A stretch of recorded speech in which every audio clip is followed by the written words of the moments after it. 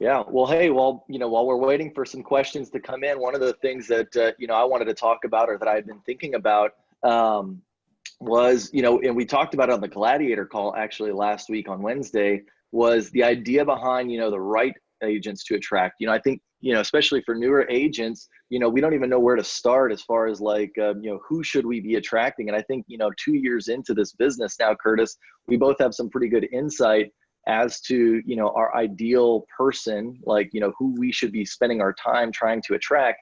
And we also talked about, like, when you add it up in the long run, the amount of wasted time you had going after the wrong people. And so, like, I can tell you for myself, like, it's if anybody goes into Enterprise Dashboard and you ever uncheck the box for actives only, it's pretty disheartening sometimes to see how many people you've actually attracted versus how many are still FLQAs.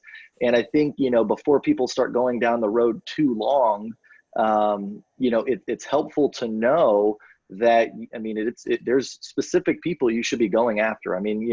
Of course, if people fall in your lap, you want to talk to them and you want to help them and show them a better way. But honestly, if you're trying to build a business around this, I think it's helpful to start by knowing, hey, you want to go after successful agents that are already producing in real estate. Like, that's who you want to go after.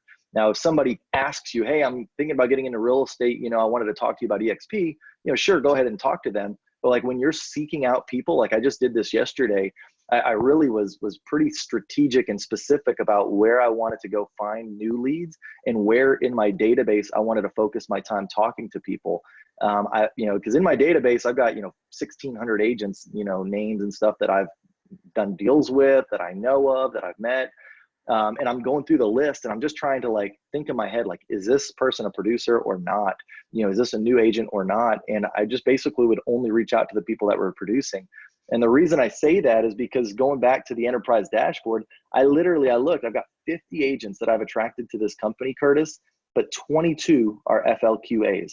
So what that says to you guys, so basically 50 people that I've attracted now, 35 are still active with the company, right? Meaning 15 have dropped off out of those 50. And out of those, 35, I think 2 are husband-wife teams. So 33 count. And then out of those 33, I've got 22 that are FLQAs. So that goes to show, if you go after agents that, aren't going to produce or aren't already producing, you can be spinning your wheels. Because I'll tell you, the amount of time it took me to get those 28 agents that don't count right now. If we figure in, like, a good agent attractor can attract about 2 to 3 agents per month. If you looked at it as like an average, right? 2 to 3 agents per month.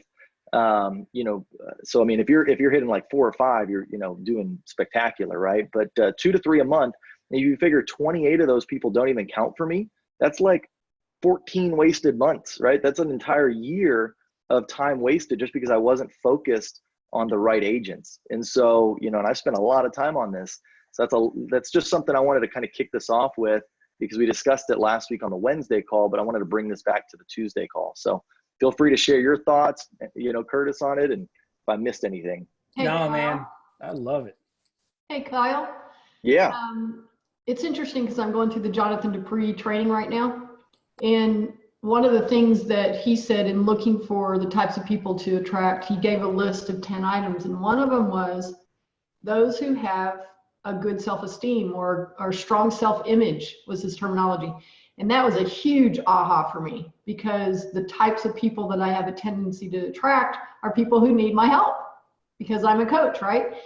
And it's made me completely rethink, okay, regardless of their production level, do they have a strong self-image? In other words, would they pay money to go to a shareholders convention, for example? Those are or go to a Tom Ferry or to a Tony Robbins. Are they strong enough in their self-confidence and willing to invest in themselves? If they're willing to invest in themselves, then they're willing to invest in a business. Thought it was a very interesting analogy. I think that's super smart. And the one thing that I always do is I try and think I know something, right? Like about somebody, right? But I think what we have to do is take people's past, history, and take that into account. Because so often I'm like, well, this guy probably would do that, or maybe they'll do this. but then if we look at their history and they don't back that up in some way, maybe it's not real estate, but like whatever they were in the past, you should ask them, and kind of find out like, do they do that kind of stuff? But yeah, absolutely. I mean, so often I'm giving people the benefit of the doubt, and when realistically, I just need to like, because people are creatures of habit, right? So like, if they didn't do it in the past, they probably aren't going to do it now. And sure enough, I don't want to say I've been burned, right? Like, because I don't ever get burned. I mean, I go after who I want to go after. But at the same time, like I've basically spent a lot of time with people, and then, you realize that it was kind of, you shouldn't have done that in the beginning. So yeah, use what they've done in the past. That's great. Are they willing to invest in themselves? Have they invested in themselves in the past? Like, do they go to real estate conventions? Do they, attend extra, things beyond just doing the basics? So I love it. What would be, I think that's a good, oh yeah. What's up, Tony? Hey, I just want to, I didn't mean to interrupt. I want to just, kind of just piggyback on that because, that's a key. I can definitely, ditto what you said. I mean, I went after a lot of new agents. I was talking to Ian Flannigan. We're like, yeah, we got lots of zeros in the column against, for production, because I think that's the, rookie mistake. We get on and we just want to get numbers, and that's the case. But also, what kind of, again, piggyback what was just said about finding someone with a strong self-image, someone that's willing to invest in themselves, go to the events, or that has a track record that proves they might be able to be a good attractor. Because I'll just, many of you know Randy Donnell, right? Randy wasn't selling real estate at all.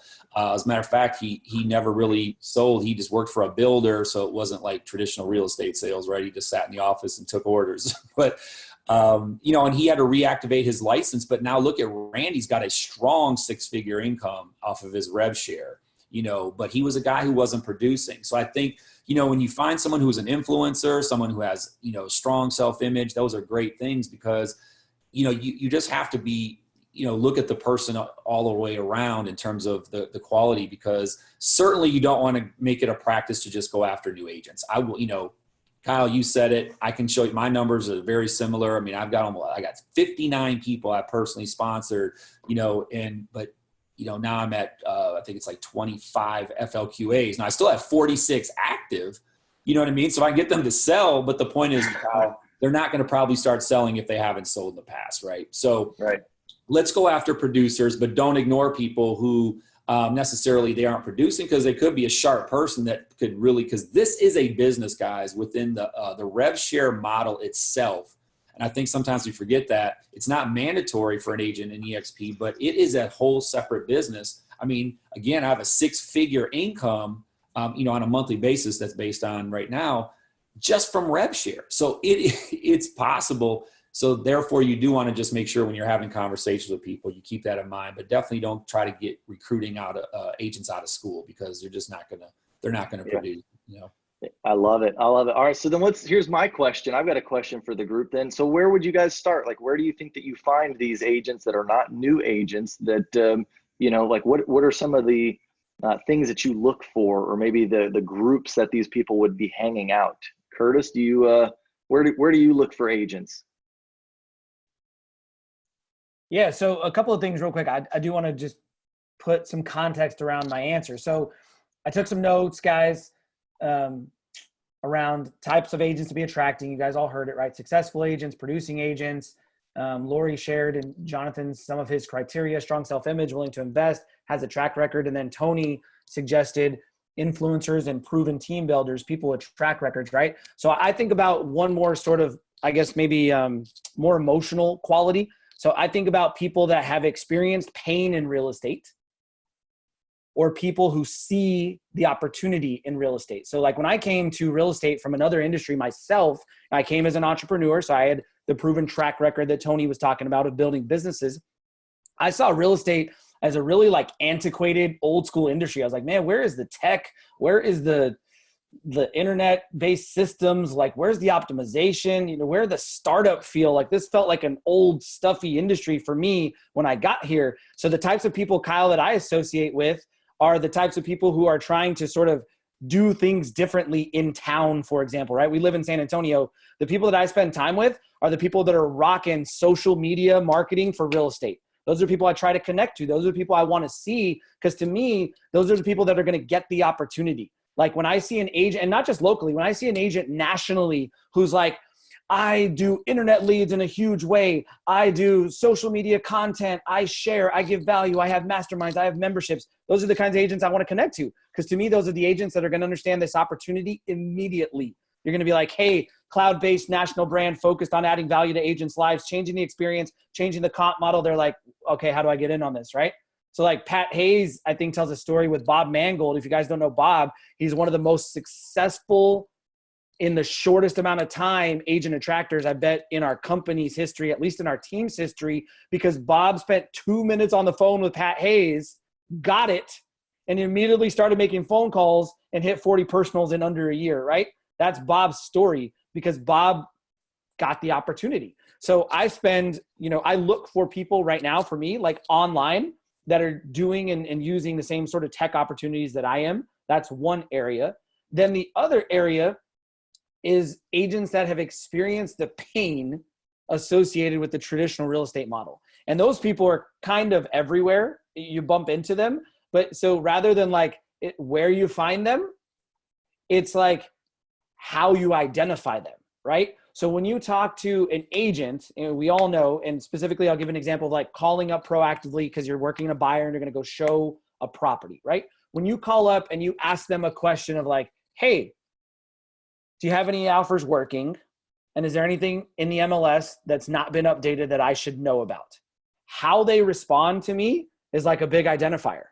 Like, do they understand the real estate game? Do they immediately start talking about, well, here's what I've got, and here's the days on market, and here's how I priced it, and here's what I have? Do they start like explaining the business? Or they're just like, nope, send them my way? That just tells me how they think, right? Do they think about the challenges, hurdles, opportunities related to real estate or not? And a new agent can, and an experienced agent cannot. There's a variety across the playing field. But the reason I'm looking for those folks is because if they understand the pain associated with traditional real estate, they're going to see the value in EXP when they finally do get exposed to it. If they don't, they typically won't. And so that's where the newbies, in my opinion, become such a potential problem. Why they leave is because they've never experienced pain at another brokerage, so EXP is not solving anything for them. That's typically my experience. So that's how I think about agents, and then that's how I decide sort of where to look for them is, do they sort of fit my vision of the opportunity, and have they experienced the traditional pains? And when I see that at an open house, online, at a networking event, in real life, then that's somebody I want to talk to and find out more, like you said, about their production, about their track record, about their personal intangible qualities, all that good stuff. Love it. I love it. Awesome. Well, cool. I don't know too, unless anybody else wants to chime in on that subject, I'll give, a couple seconds if somebody's got a point or anything they want to make, but I just had another thought or question that I wanted to bring up on this call that I don't think we've talked about yet. All right. So nobody. All right, perfect. So then I'll jump in for a second. I think that if you can, obviously put yourself around agents that are producing and have the desire to be growing, and, things with like designation classes and certification classes and stuff like that, where agents, specifically if it's, got production requirements attached, I think that's good. And I always love when the other brokerages post out their top agents, and that's always a really good list. That's awesome. Absolutely. Yeah, that's what I was going to say. We all have MLS access, at least in your local market. One of the things you should be doing is trying to get in your MLS. And I know, like for Sabor, let me just give you guys an example. I'll share my screen real quick. You can pull lists of realtors pretty easily. Like if I go to Sabor, right? And now don't misunderstand what I'm trying to do here with the idea, but like if you come in here and say I go to the market share report, I don't know if everybody, you should have maybe something similar to this. You might have to learn or figure it out if your MLS looks different, right? But if I go into like all agents and I want to say show top 500 and I want to go by closing date, let's just say by last year. So I can know, like, there we go. So last year, who closed a lot of houses, right? I go there, January 1st to December, and I say generate report. Now I can see all these agents, right? And then what do? I can, friend them on Facebook, start trying to build a relationship with them, go from there. So it's, that's one of the ways that I've done it here locally, but then like nationally, you know, I join a lot of these groups, like you're saying, you know, like I am a GRI, right? I got my designation, so I can actually now start to, you know, engage with other GRIs who are doing, you know, usually more business. Plus, they've also showed a willingness to invest in themselves, just like what we talked about, right? So, you know, find agents that have already done that stuff. You know, do that stuff yourself if you're not, because you'll meet them in classes. But yeah, like CRS, that's the next one that I want to go after. I think they might have changed the actual symbols, but anyways, yeah, I wanted to do that because that way, you know, you get a part of these groups.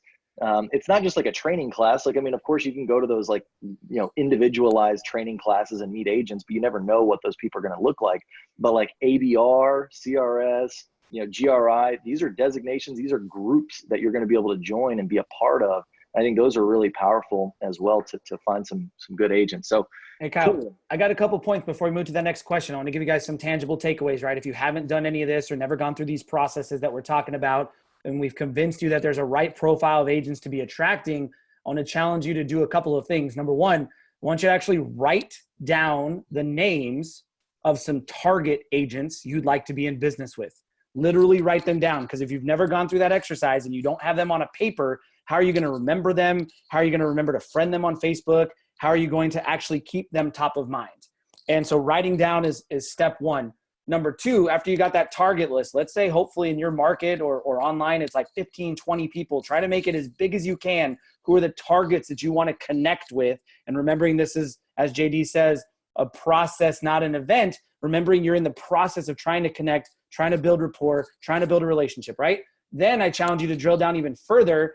And I have on a big whiteboard in my office, as does Pat Hayes, as does Kyle Handy. Everybody whose office I've been in has these whiteboards. I'm guessing Tony and Patricia and them, Jonathan, Lori, everybody's nodding their head. They have one too. I have one that says my dream team. There's only 5 names on it. And these are like 5 of the agents that if I were in business with them, I think it would change their life. They would change EXP's world. They would change my life. These are like, one of them's one of the top teams in my city. It's on my dream team. Like, I would love to be on a team and in business with that guy. Another one's an agent in Nashville.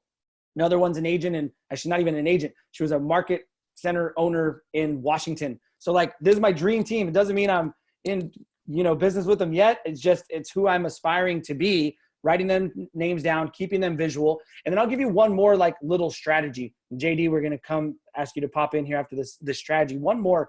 I heard this at an event, back to why Tony said and Patricia said and Lori said, people go into events or the people you want to be in business with. Somebody shared this with me at an event, and I thought it was super simple and really easy to accomplish.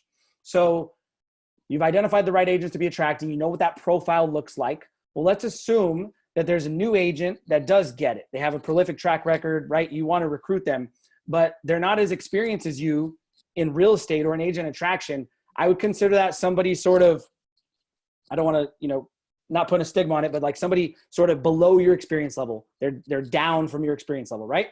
So that's somebody that's down. Then there's somebody that's up. On my dream team, I have not done as much production personally in my career as 4 of the 5 people on my dream team list. I haven't. So they're sort of up from me in experience level.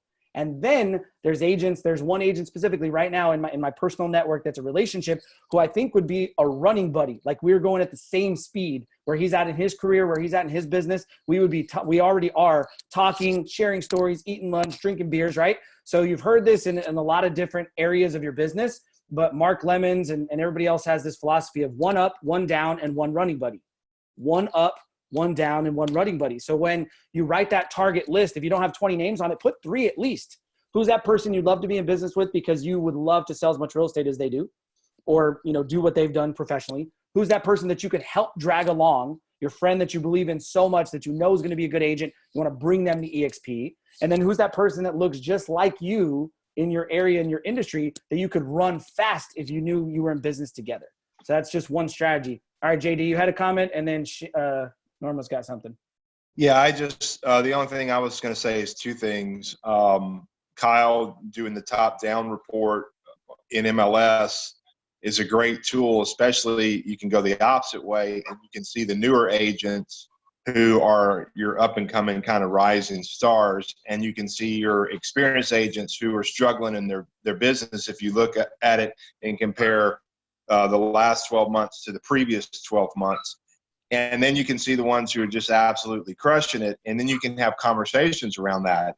You know, take it a step further than just friending them is to call them and go, hey, I was looking at some numbers and it's kind of a weird thing I do. And I see that your business is up 1,500% from where it was last year. That's awesome. Congratulations. And they probably haven't had anyone even tell them that. They probably don't even know that. And then you can share with them, hey, I'd love to grab coffee, and share how some of our agents have increased their business 2,000, 3,000% over the last year, and also want to pick your brain and hear what's working for you. And so that's a great strategy to use on those top-down reports. Or the opposite, to go, hey, I noticed that your business was down a little bit, and I was just curious what you see happening in the market and what you see happening in your business and why you feel like it's down a bit. And I'd love to also share some strategies that are helping some of our agents grow their business over the last year by X number of percent. And then to find your rising stars to say, I'm sorry, my dogs are going nuts to have someone in my house. But to be able to say, you know, hey, I've been watching your production and I just have to say you're the type of agent I'm looking for. I know that you have great things going on, and based off of what I'm seeing, that I probably assume you have some really big goals. And then you can set an appointment with them to learn more about their business and then make the transition into share. And imagine what you're doing here if you had these resources and tools. What could you be doing? And then the final thing I'll say is I look for this in anybody, not just a new agent or an experienced agent, is drive and motivation. I can't teach somebody how to be motivated. I can't teach someone how to want something as bad as I want something. So I can teach them how to recruit. I can teach them how to sell real estate. I can teach them how to set goals and manage their time and be more efficient. I can't teach them how to want to get out of bed at 6 a.m. instead of 9 a.m. to go crush it. I can't teach that. So I'm looking for the people that already have that instilled in them. I'm looking for the people who are motivated, driven, and they have transferable skills that they can bring over into the real estate world. So I just want to share those quick thoughts. I love it. Thanks, JD. Yeah, the thing is, I mean, everybody's probably heard the quote, right? Success leaves clues. And it's so true, right? Like, so if we're looking for people with those types of qualities, the way that you find them is like, I mean, think of yourself, right? You have to put yourself in the shoes of like, you know, you're an entrepreneur. You want to start like, you know, working without anybody having to tell you. You want to have success. Well, what are the types of things that you're doing, right? Like, and hopefully you are of that type, right? Like, because if you are, like, I know for myself, you know, I don't wait for people to, you know, tell me or show me something. I go out there and find it myself. And usually the way I do that is, you know, I'll go on Facebook groups, I'll go in LinkedIn groups, and I'll ask questions, a lot of questions. I'll comment on things. And so for me, like, I love going in Facebook groups and like hearing, you know, who the agents are that are asking questions, because that obviously shows that, hey, they're trying to take it an extra step further. You know, they're trying to go out and get, you know, their questions answered. They're not waiting for somebody to say anything to them. And then beyond that, they also, you know, hopefully get technology a little bit more because they're on social media. You can kind of look at their profile. Said another way, like one is, you know, because I love giving like kind of some specific examples and things that I do is like on Instagram. I don't know who's on Instagram or not, but like for me, what I'll do is I'll search like closing day, hashtag closing day, right? And a lot of times you'll find a lot of realtors that'll be posting up, you know, their closings. Okay, well, one, that steps, you know, that checks one box that they have at least one closing, right? That doesn't mean they're a super successful agent, but they've had one closing. So at least, you know, cuts out some people that wouldn't have any closings. But then two, I look on their profile and I say like, you know, how many followers does this person have? Are they somebody that can influence other people? You know, do they have 119 followers or do they have 734 followers, right? And so I look for people that, you know, have hopefully over about 500 followers, 400 to 500 followers. So I feel like anybody can, you know, get anything, you know, less than 400 to 500 followers. But if you're starting to get more than that, then, you know, typically that person has some kind of influence. They're doing something, some strategy or something like that to get more influence. And so I think that's a thing to note And so anyways, like just, those types of things I think are really helpful. I always search people on Facebook. I look at their profiles as far as what I can see publicly without being their friend. And do they have like a lot of posts, and are all their posts about like just sharing links or like putting pictures of cats or dogs or whatever? Or is it like, do they show off themselves and their family and what they're creating? And are they proud of themselves? Are they like doing these types of things? And can you see that on their news feed? I think a lot of those little things like help you kind of separate people that you want to go after from the people that you don't want to go after. So anyways, that's kind of my hands-on approach. Is I use social media a lot. I mean, I'm a social media stalker of people, if you will. And I really use that to kind of segment my database. And I literally do have tags inside of my database that just say top prospect, right? So it's like if I just get a hint, like maybe I'm looking up this one person one day and I get a hint that they're something good, I'll just tag them that, right? Because you're not going to remember everything, especially when you have a database of 1,600 people. But if I want to, then I can kind of top grade my people and know like which ones I've established that have some type of influence, at least on the surface, that I can see. So I think that's important to do for everybody. Cool. Amazing stuff, dude. All right. Probably time to scroll through and get to another question or topic here. Yep. Let's see here. Lori, what do you guys do when you have a big player who have told that they're going to come over, but they don't have time to work through the details to come over to EXP? Got a brokerage owner who flat out told me that the last time we met, she wanted to go back to the office and ask her agents if they wanted to move over now because her financial and time resources are being depleted. I encouraged her to have a plan of what to tell the agents and how it would be structured first. By talking to a few other prior brokers who have done so, she got too busy covering sick agents to move forward. Another big player is a huge commercial agent who's spending $3,000 a month just for an office space alone. He has been to 3 lunch and learns, committed 5 times, yet still hasn't come over. Awesome thoughts. Cool. Who wants to tackle that one first? Do we got any takers on the call? I don't know. Looks like who's raising their hand here? Oh, there we go. All right. Well, it looks like we don't have any takers, man. I guess I'll start it then. I'll answer it as best as I can. While if people are formulating a better answer, hopefully. Ian Flannigan's working on the actual answer right now. I see him jotting down notes. He's got the plan for Lori. He's just waiting for Kyle to warm it up. Man, I don't just like jumping in because I want to let everybody have a thought. Just some of my thoughts is they don't see the value. They're not sold on what's happening. And also, Lori, one of the things that I realized is the bigger the players are, the bigger the player in EXP you need to get them on the phone with. So I don't know how many times you've put them on the phone with other people, but immediately, one of the things that me and my team do is we immediately start setting up phone calls with the people going up the line and into corporate as fast as possible. I mean, I've even reached out to Jeff Willems. You know, Scott Lewis put Jeff Willems on the phone for me in a prospect up in Canada. So you've got to reach up as fast as possible and connect them to the people that are the influencers within the company because they don't have enough belief and faith to make the switch. Like they don't realize how important it is to transfer their business now versus 6 months versus a year. Because they don't realize, they don't know what they don't know. They don't know that they're going to be hitting icon status. They don't know that they're going to be building a portfolio of stock that's going to grow over time.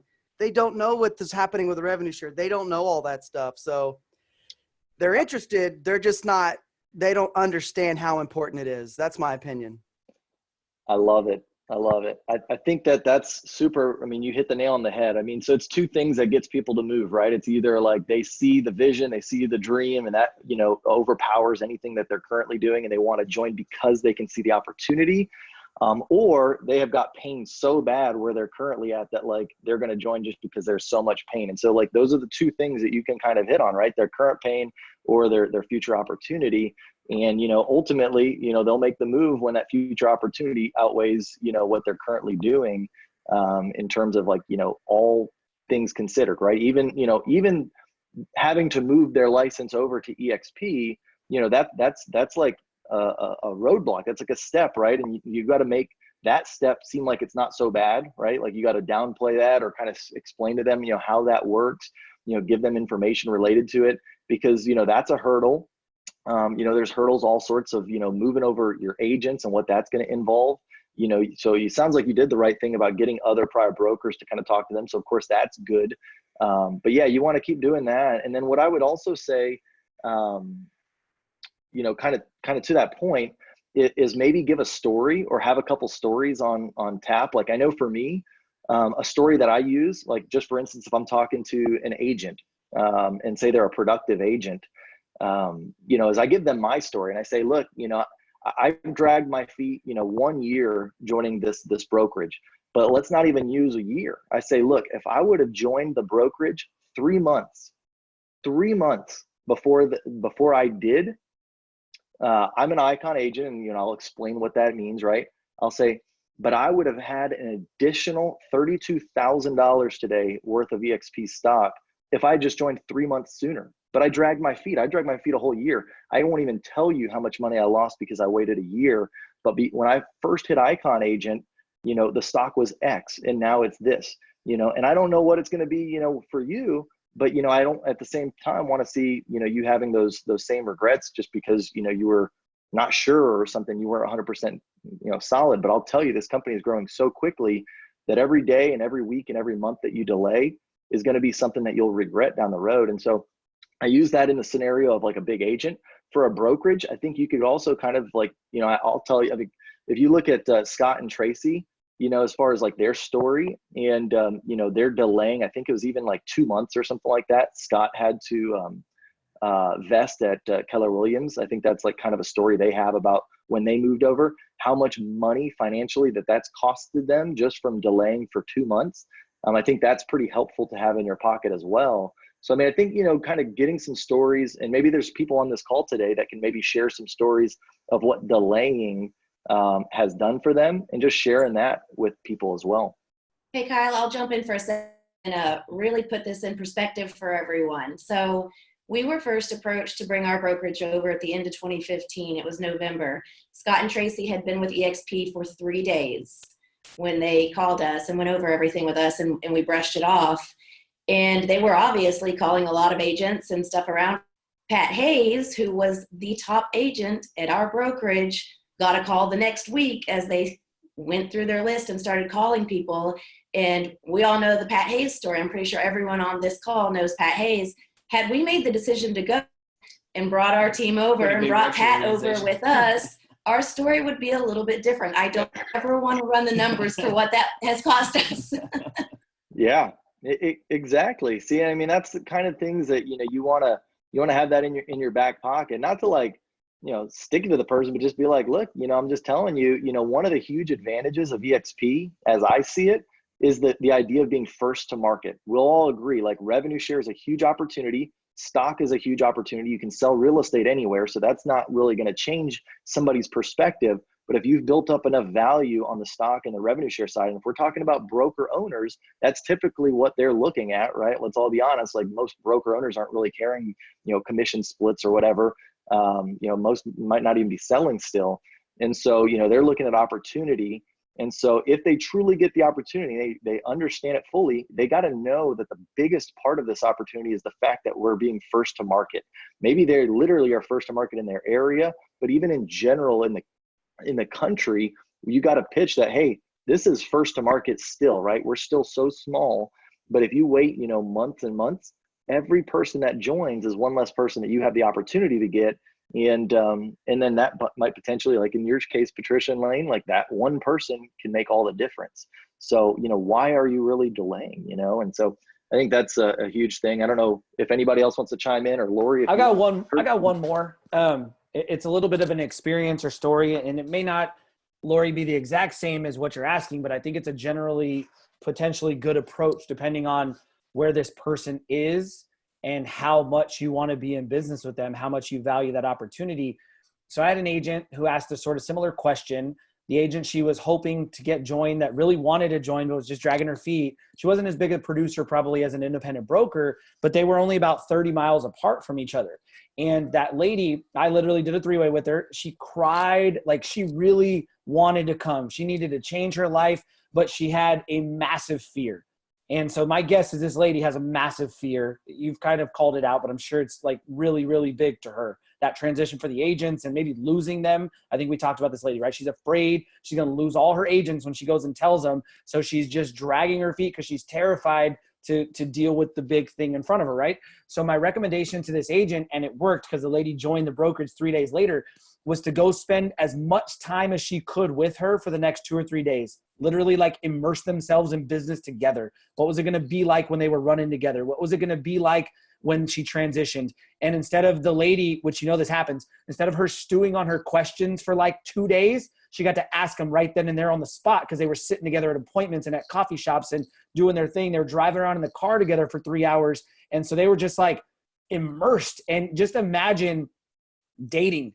If you were going to go date somebody and you just dated them for 72 hours straight, you'd know, like, yes or no, maybe so. You'd have this feeling. And so I'd say that could happen for this lady. I know she's a little ways away from you, but if you believe she can impact your business and you believe you can change her life and you believe this is the right thing for her agents, drive down there and get a room and sit with her for 3 days and walk away in your mind knowing you did everything you could to help her get over that fear. And if she still couldn't make the leap, then she's just not ready. But if she makes it with you holding your hand, then jump off the cliff together and go. That'd be one more recommendation I have. I think it's really important to understand their perspective too, because there's a reason, Kyle, that you waited a year, and there's a reason, Patricia, why you didn't move right away. And it's because if they have a company, they probably have a lot of moving parts to just shut it down. And there's a lot of fear, and there's a lot of them trying to process, what do I do if I'm in a lease, if I have multiple offices and I have leases and they have personal guarantees, what do I do? If I'm in a copy machine lease and it's personally guaranteed, what do I do?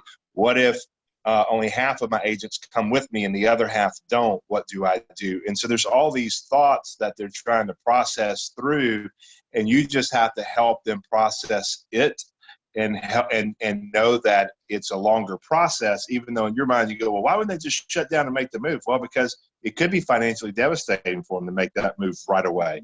Or if they don't have the right transition plan, then it's not making sense with them. So if you can help them to see it and then help them put together a plan and then help them to establish a date of when they're going to make this transition, and then I think Curtis said it, or maybe Ian said it, get corporate involved as quickly as possible where they can have their roster and reassure them that it's going to be as smooth as it can be transition. But most of these people are going to lose money on the front end making the move. They're going to take a haircut making the transition. So they have to be able to see the long term and able to sacrifice over the short period of time of coming in and building again. Yeah, absolutely. So true. So true. Yeah. Well, all right. Well, cool, guys. We got about 10 minutes. I know we got another question that's come in. So let's try and, while we still got some time, go over this one. It says, got a question. After leaving my old management position at Coldwell Banker, how can I get in front of my old boss, the broker, who may not like me now, to help him save his company of 250 agents and roll in? That is a great question. Who wants to take a crack at that one first? Jonathan needs to take that one. Well, first of all, you have to be really careful talking to a franchise owner. There are certain rules that and guidelines to a franchise owner that don't protect you from the standpoint of an independent agent. So you can't necessarily attack a franchise owner in the terms of wanting to recruit them.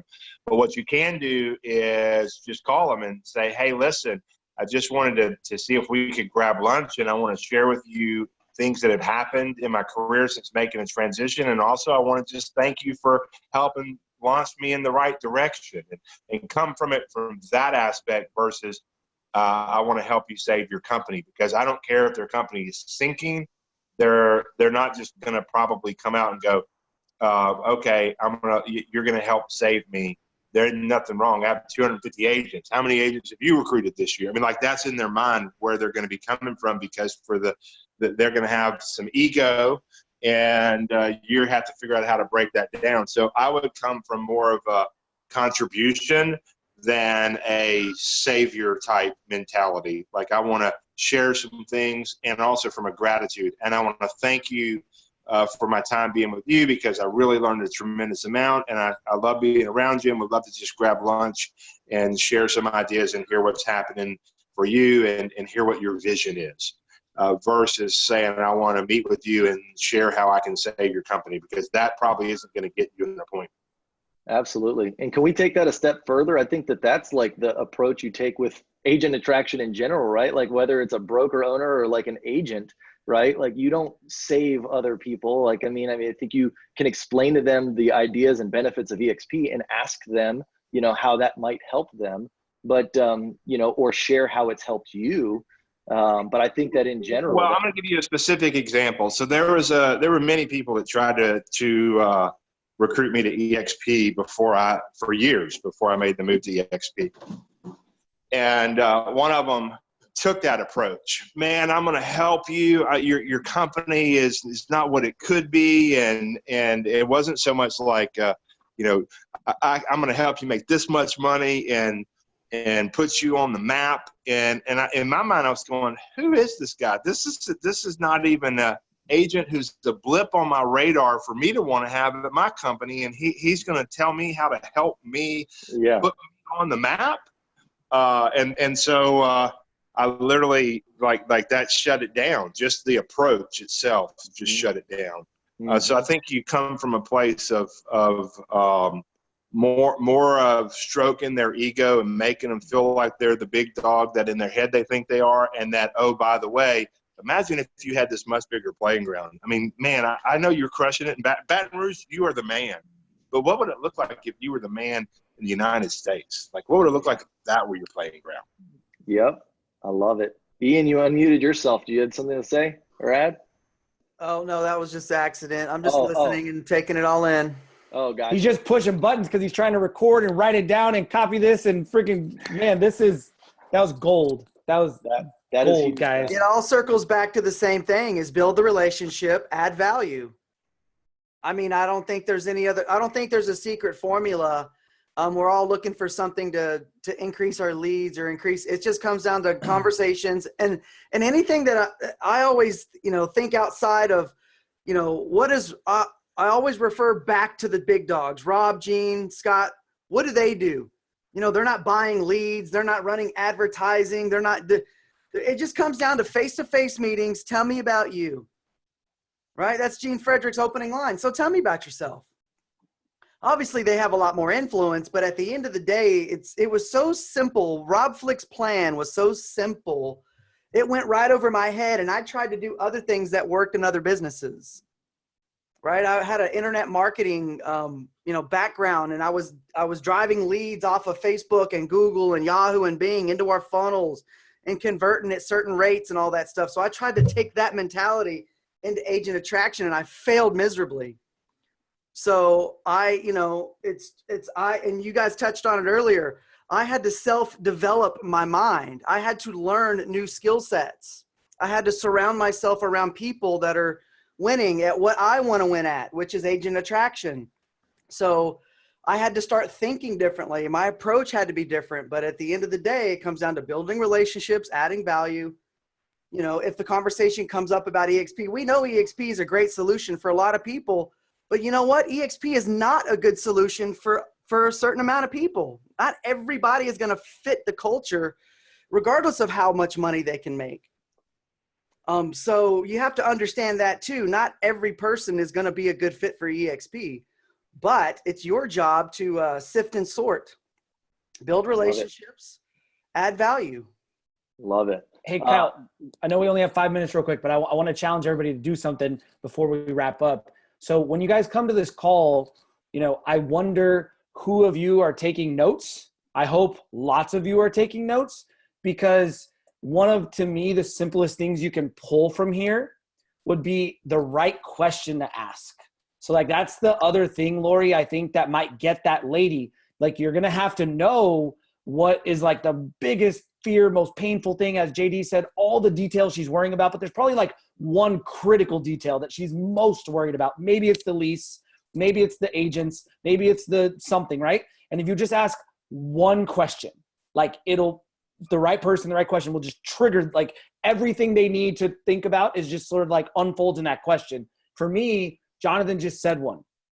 And that's why I take lots of notes and challenge you to be strategic in your note taking. What would it look like if the United States was your playground? So like the average top team leader, top producer, like you asked me that 2 years ago, I'm going with you, dude. Where are we going? The whole US?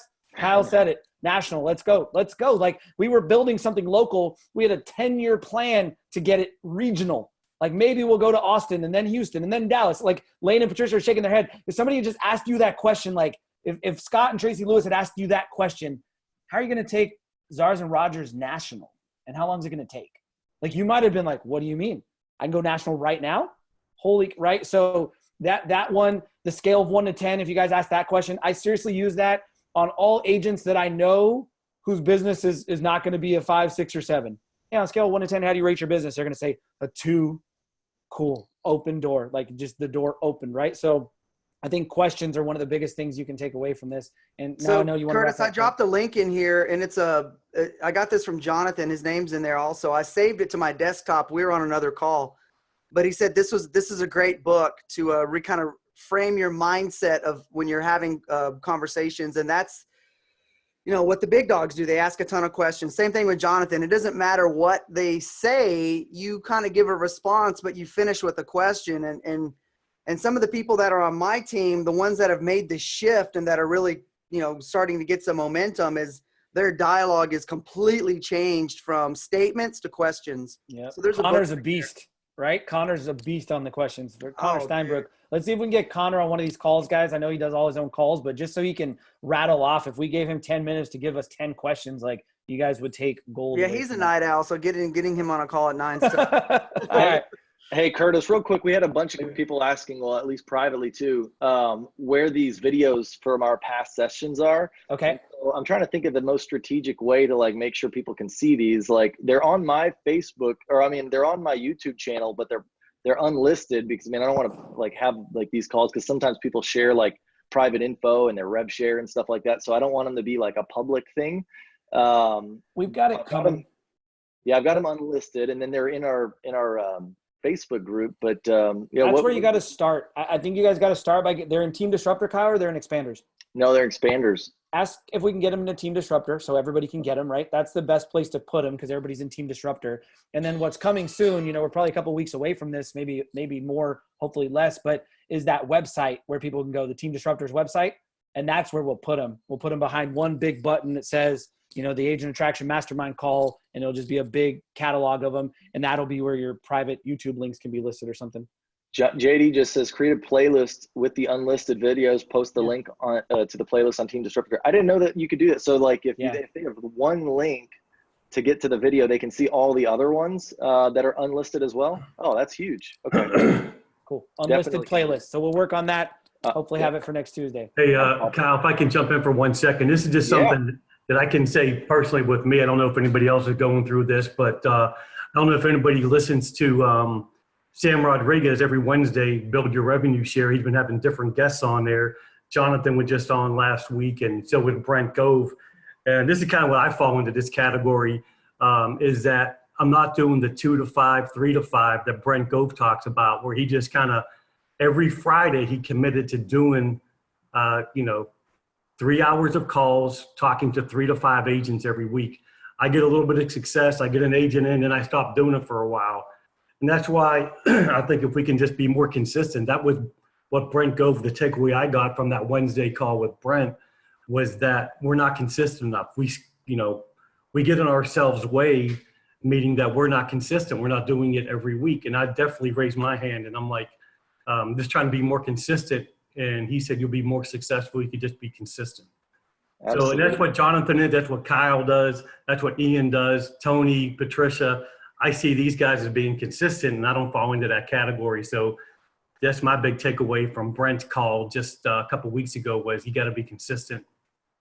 Absolutely. No, and 100% focused. When you're in that hour or 3 hours or whatever it might be for you, because I seriously feel like I can have more traction on agent attraction in 1 hour or 2 hours a week when I'm 100% dialed in, like I am only prospecting right now. That's all that I'm doing, versus 40 hours of kind of like dabbling on a bunch of stuff, even related to, you know, agent attraction, things that I might be doing that kind of relate to it, but it's not like specifically prospecting, where I'm in my database or I'm going through my Facebook Messenger and I'm replying to messages. Like I can do more in an hour to 2 hours of that every single week that's effective for this business than, you know, outside of that. So yeah, I think that'd actually be even a good topic to kind of talk about the next time. But time blocking is super important. And Rob, definitely appreciate you sharing that.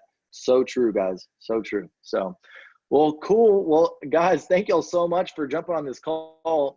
It's the top of the hour at 10. So we're going to go ahead and cut off. But one of the things that I'd say too, that we can kind of start to do is, since we are all a part of Team Disruptor, don't wait until, you know, maybe next Tuesday for the call to ask a question. Post your questions up in Team Disruptor, and then maybe I can keep a share screen. And if there was questions asked over the week in there, and we want to recap them together as a mastermind when we got all of us on the same call, that could also be helpful. So please start using Team Disruptor. We're inside of Workplace and we're on regular Facebook. Post it on either one, and we should be able to kind of do a recap of what's been talked about over the last week, in case, you know, we don't have questions coming right away on this call. But I really appreciate you guys' time. Hope you guys got some value out of this call. And we will post, I'll get on that unlisted videos and get these ones posted, the recordings here today. So I've already got the other two posted. I'll post today's today, and then send the link out that shows all the last 3 videos, because I really do feel like the first 2 were definitely gold for sure too. Yeah. So. And you guys can save the chat notes real quick. Somebody highlighted that. Make sure you know that. If you're at a computer and you click the chat bubble on the bottom right-hand side, there's a little gray button that says more. You can click that more button and you can save chat. So you can actually save all these notes and everything everybody's been putting in here. So that's a good thing. And then the other thing too, please invite your team, invite your sponsors, invite everybody in your organization, please, because we want to make these the most powerful mastermind we can for everybody. So the more experienced and the more inexperienced attractors on this call, the better this gets for everybody. So thanks so much for everybody's contribution. Good to see you guys. I love it. I just want to read these out real quick so that way it's on the video so I don't forget it when I go back and watch it. But JD just posted some good stuff. Ask yourself, what do you want to get out of agent attraction? Number 2, what is going right in your growth right now? Number 3, what could you be doing differently that would make a positive difference? Number 4, what learning, coaching, consulting, or training do you need to help you make those changes? Love it, JD. Great questions. Definitely everybody ask yourself those over the week, and be honest. If you're on here next week, you know, how you answered them, and you know, let us know what your thoughts were. So thanks, JD. Thanks, everybody. Thanks. Appreciate Curtis, it. Lori, see y'all tonight. everybody. Tuesday, executive overview. We forgot to promote. Bring people. 5 p.m. Central Time. Come yourself, please. Yes. Oh yeah. Thanks, Curtis. Yeah. 5 p.m. Central Standard Time. Tuesday, executiveoverview.com. Register yourself. It's great for you just to hear the message. We're going to have a special speaker today to talk about revenue share and stock, in addition to myself and Curtis. If y'all have never been on these calls that we do on Tuesday night, they're super powerful, I think. Curtis talks about kind of our history as EXP and, you know, the beginning slides in the presentation, if anybody has seen those slides, but just the history of EXP. I do a live demo where I share my screen and I go over all the tools and systems that EXP provides, KV Core, SkySlope, the world, all that good stuff. And then we wrap it up with our special speaker tonight that's going to be talking about revenue share, the business model, stock, and all that good stuff. And then we stay and do Q&A. So that's from 5 to 6 is the presentation. And then we stay on for about 6 to 6:30 for Q&A. I highly recommend you guys join, even if you don't have an agent on there with you, because you'll get a lot of value just hearing the presentation, hearing the questions, and then you'll know what to invite for the next time around. You know, you'll be able to say, oh, hey, you know, next time you're talking to an agent, you need to come to this because they talk about X, Y, and Z. And that might be what you need to get somebody onto those Tuesday calls that's going to end up joining your business. So please join tonight, TuesdayExecutiveOverview.com. Register. It'll send you a link to your email, and then you're going to join that link at 5 o'clock to be able to get onto that call. And feel free, again, if you've already got agents, feel free to share it with them. So we'll talk to you guys next week. We'll see you next Tuesday, and hopefully we'll see you tonight. Talk to you later. Thanks, everybody.